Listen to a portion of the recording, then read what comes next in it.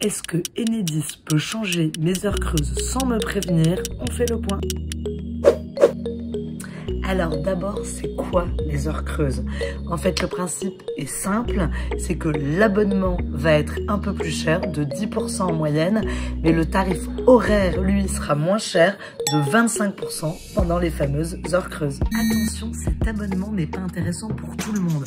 En fait, on estime qu'il est intéressant à partir du moment où on utilise 35% de sa consommation d'électricité pendant les fameuses heures creuses.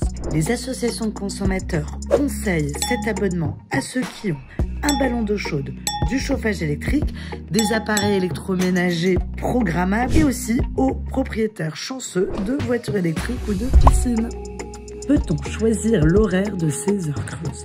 Eh bien non, ces horaires sont imposés par Enedis et les fournisseurs n'ont plus qu'à s'incliner. Comment savoir quelles sont mes heures creuses? Si vous n'avez pas de compteur Linky, un créneau vous sera proposé parmi ceux donnés par votre ville. Et pour le trouver, c'est sur votre facture d'électricité.